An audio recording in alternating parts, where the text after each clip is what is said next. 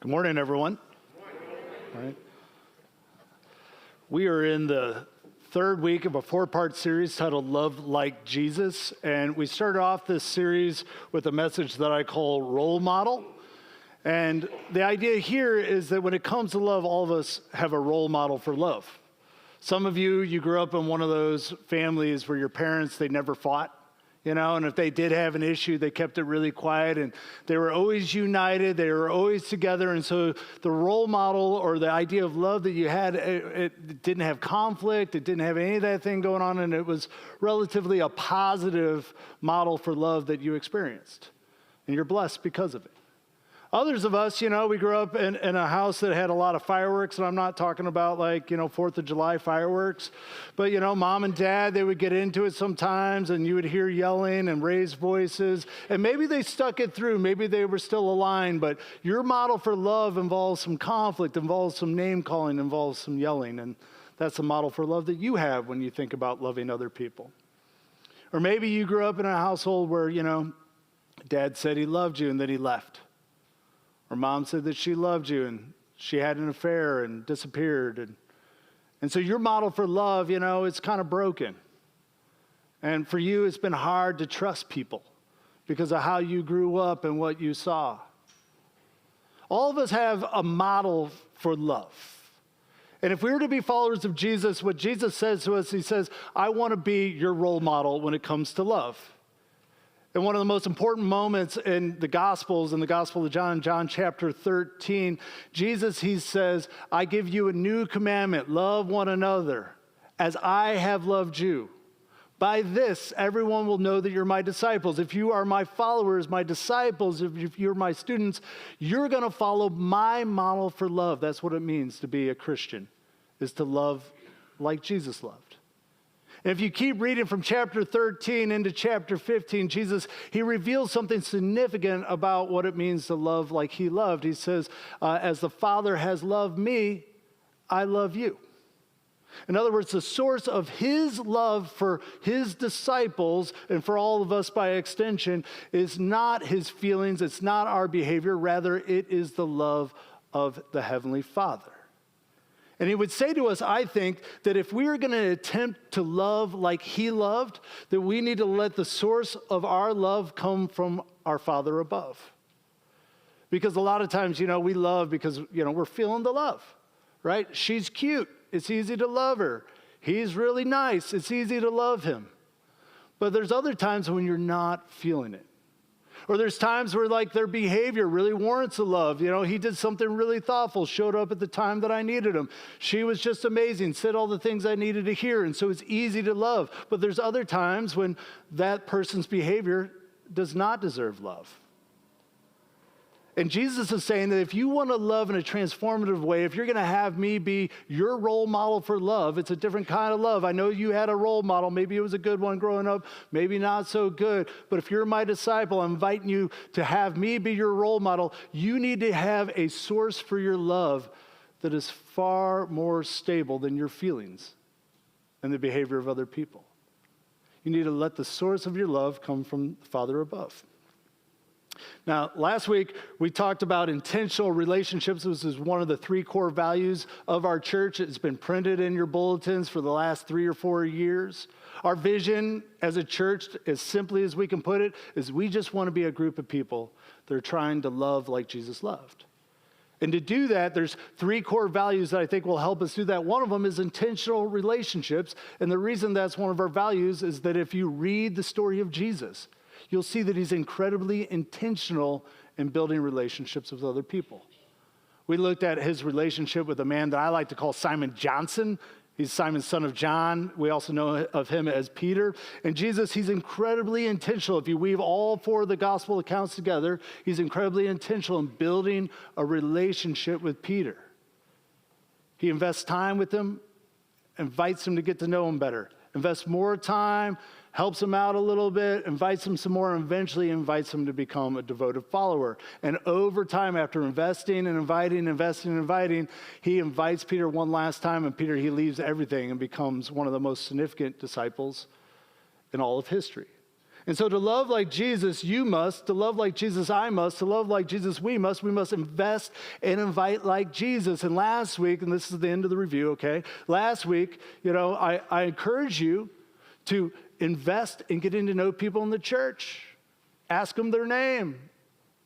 Endure the embarrassment. Ask them again because you forgot. You see them once every couple of weeks. It's okay. We all forget names here in this space, right? Ask them their name. Write it down so you might remember their name. Invite somebody out to coffee. Invite them out to lunch. Invite them to your home. Invest and invite and invest and invite. It's as simple as that. And if you look at the way Jesus loved, this is what he did over and over again. He invested and he invited. I don't know what happened to that screen there.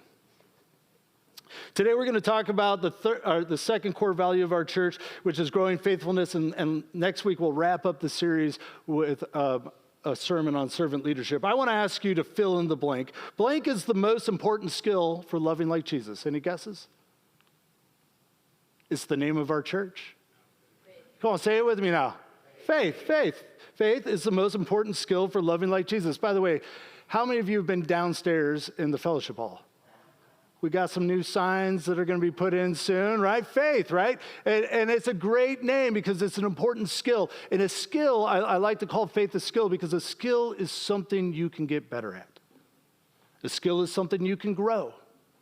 A skill is something that also can diminish if you don't put it into practice.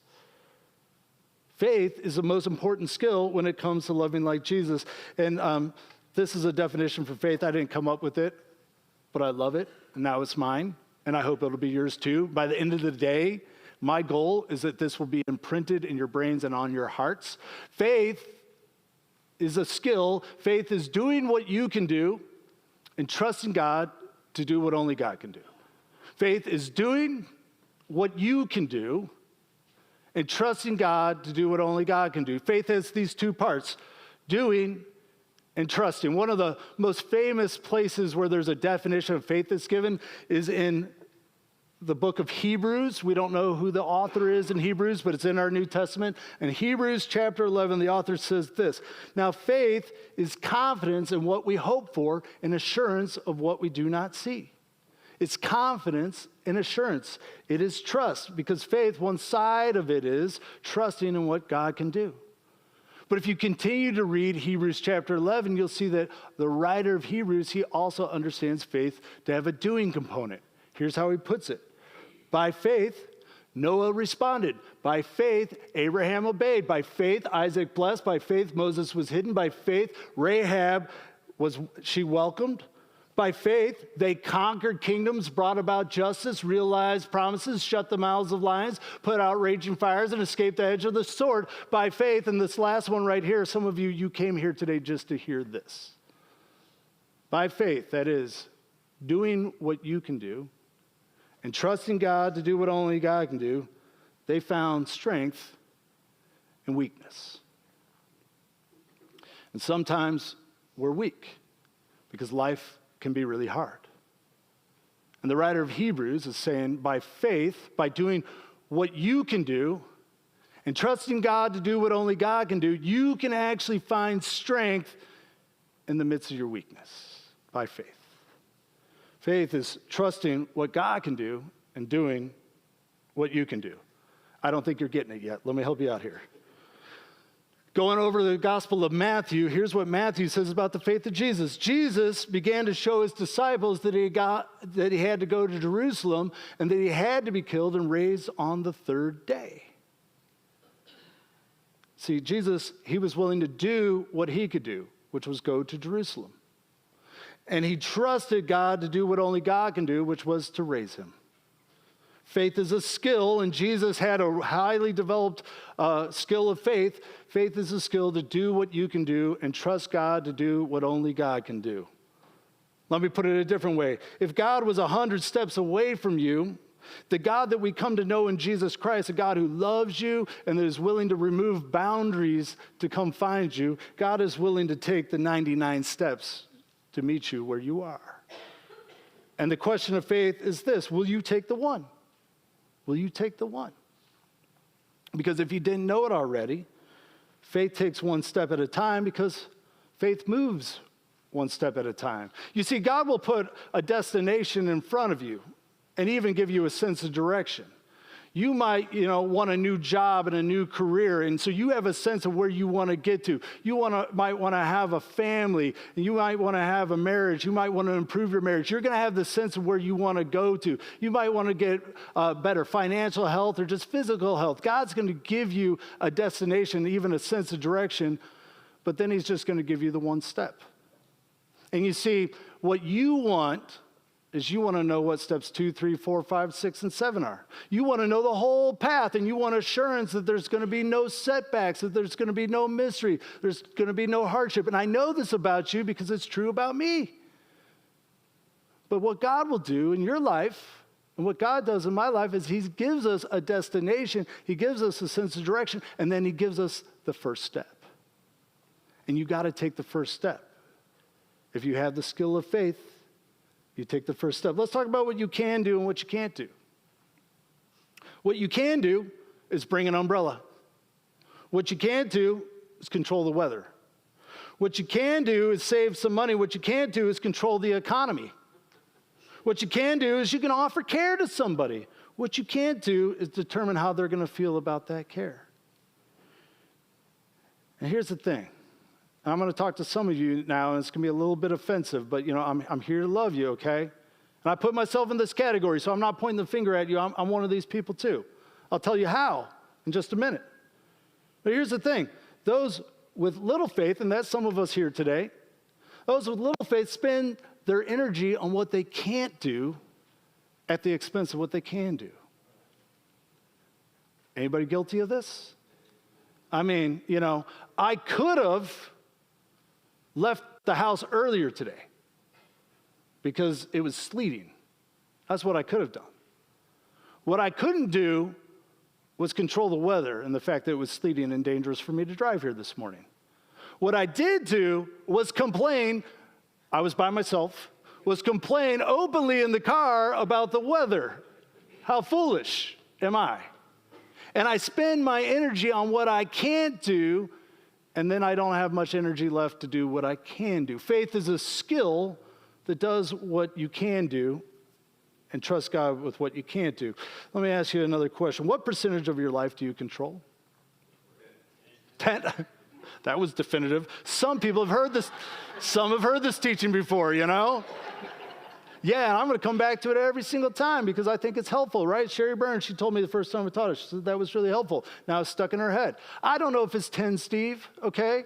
It might be 11. It might be 3. There's a lot of factors that go into your life, right?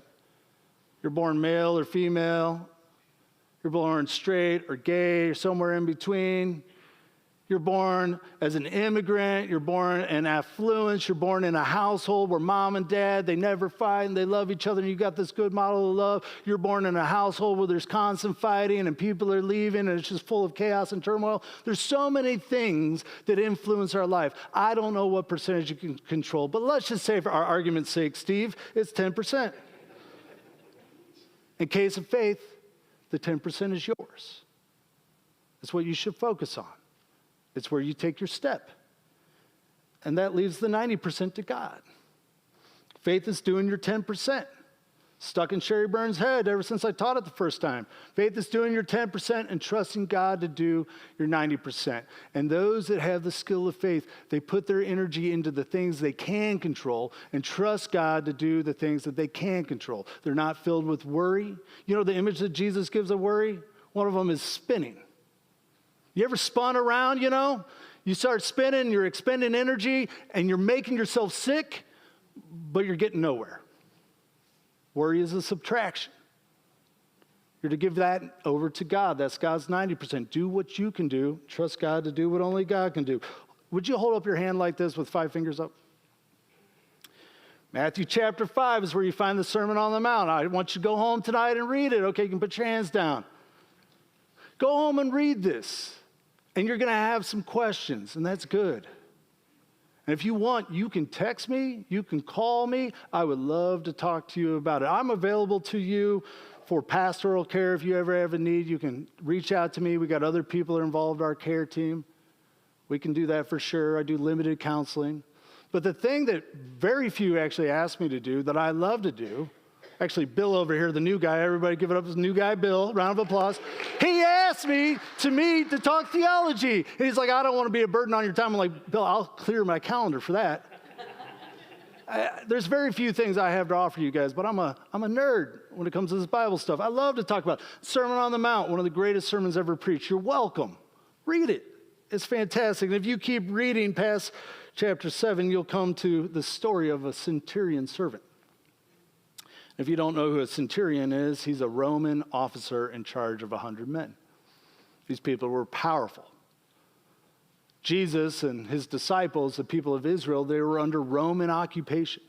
There was a foreign government controlling them. And there were soldiers posted all over the place. And in charge of those soldiers were centurions. And these men were wealthy, and they were violent, and you didn't mess with them. And one of these men, he approaches Jesus, pleading with him. He says, Lord, my servant is paralyzed, and his suffering is awful. And Jesus here, he's stuck between a rock and a hard place. And you've been here before, right? You make this decision, no bueno. You make this decision, muy mal. That's really bad in Spanish, right? Thank you. Spanish 101. I didn't go very much in college. That was back when, anyways. Jesus, like you've been in this place. You're stuck between a rock and a hard place. You don't know what to do. Because, see, for Jesus, who was Jewish, Jews do not visit Gentile homes. And the centurion, he's a Gentile. He's non-Jewish. So you just don't go there. But also, you don't tell a centurion no. They're violent, powerful men. In fact, actually, in the Sermon on the Mount, which you'll read tonight, Jesus says, when they, the centurions or the Roman soldiers, force you to go 1 mile, go with them too. A reality of life in first century Palestine under Roman occupation is having these Roman soldiers force you to do things you don't want to do. And so Jesus, he's in this predicament. He's not supposed to go to that place, but he can't say no between a rock and a hard place. So he does the one thing he can do. He says, I'll come and I'll heal him. Can't say no to a centurion. But the centurion replied, Lord, I don't deserve to have you come under my roof. Just say the word and my servant will be healed. When Jesus heard this, he was impressed, amazed, our translations say. And he said to him, I say to you with all seriousness that even in Israel, I haven't found faith like this. Centurion, he was willing to do what he could do. He asked Jesus for help. That's a humbling experience. You're a powerful man over 100 other soldiers. You're ruling the place, and here comes this kind of backward rabbi from this place that nobody's really heard of, the sticks, as we like to call it, Galilee. But you're desperate, and you want to find whatever help you can. So he asked Jesus for his help. And then he trusted God to do what only God can do. He believed that Jesus could help. You see, faith is doing what you can do and trusting God to do what only God can do. Are you getting this yet? If you're getting it, can you say amen? All right, because we got to go to the next level, right? Because I don't want to go to the next level on this unless you get this basic level. We understand faith is a skill. You can get better at it. It's why one of our core values is to grow in faithfulness. We want to get better at employing this skill because it is incredibly helpful in life. Time to go to the next level. Matthew chapter 19, there's a story of a rich young ruler. Matthew tells it this way. A man approached Jesus, and said, Teacher, what good thing must I do to have eternal life? And Jesus replies by quoting the 10 Commandments, the 5 or 6 that have to do with how you treat others. Don't murder, don't steal, honor your mother and father, don't give false testimony. So he lists all those. And I'm going to just jump over to Mark because this story is told in a bunch of the Gospels. I like how Mark tells this next part. The guy responds, Teacher, I've kept all these things since I was a boy. To which I think, listen. I didn't swear, but you all see what I'm saying, right? I'm like, really? You kept all these things since you were a boy? You ever meet somebody like this? Like, I've done everything right. And you're like, I've been around you. Nobody does everything right. But this guy, he's got a little bit of an ego problem. He's rich. He's young. Nothing against young people. But most of us, as we grow older, we make enough mistakes to stop making claims like this, don't we? Like, I've kept all these things since like breakfast, maybe, So Jesus, he looked at him carefully. And he loved them. I mean, talk about being intentional in a relationship. It's not just a canned response. He's got this person in front of him, and he might be arrogant, he might be foolish, but somewhere beneath there, he's sincere. He wants to know. So Jesus looks at him carefully, and he loves him. Going back to Matthew, Jesus says, if you want to be complete, go. Sell what you own, give the money to the poor, then you will have treasure in heaven, and come follow me. I mean, you got it going on right now, at least that's what you say. You want to be fully complete. And this one freaks a lot of us out. I think that Jesus, he calls all of us to have a spiritual practice of generosity. And you'll hear me say it at the end of the service today. If you want to give here, we got ways for you to do that. But if you don't give here, that's all right. Give somewhere. Find something that is God honoring. It might not even have church or Christian written on it. But find something that God is doing good in this world and get involved financially. But we read this and we freak out because we're like, oh, does it mean I have to now become poor? This guy, he's asking for something, and Jesus understands to love him, he's got to call him to something. It's going to challenge him.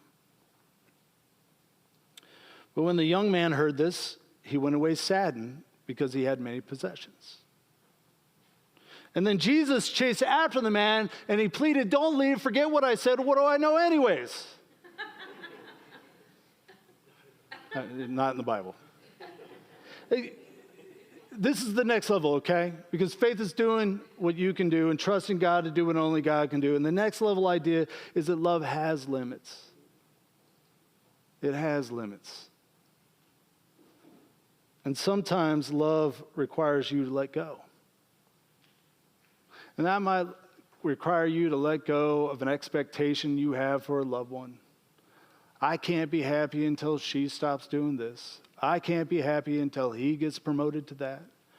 You might have some expectations.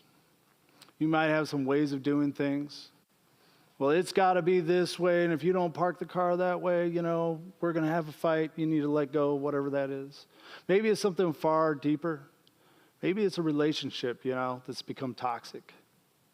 And you've loved, and you've given, and you've forgiven, but it's still just, and it's not good until you make a change. And this is hard. This is why this is next level. We don't do this carelessly. But it is this example of Jesus has this guy, and he comes, and he wants to know, and Jesus, he looks at him carefully, and he loves him, and he tells him what he needs to hear. And the guy can't hear it, and he lets him go. Faith is doing what you can do, and trusting God to do what only God can do. And in every situation, there's things you can do, and there's things you can't do. And in this situation, Jesus can offer his love, but Jesus can't force his love. He can't make this guy receive it. And if Jesus can't do it, you can't do it. Love has limits. Look, faith is a skill. And really valuable skills, they can be hard to develop. But if it's a skill, it means you can grow it. So let me help you do that as we conclude. I ask you a question. What is the one step you can take? I don't know what area of your life you need to take a step, but I'm sure there is one. Some of you want to change in your work circumstance, and so you need to take that step. Some of you want to change in the dynamic in your marriage, and so you need to take a step. Some of you want to change in your physical health. Take some steps. That was so cheesy. I found one of my boys' Fitbits that they never wore, so I'm wearing one now. I'm tracking my steps. It's on my brain.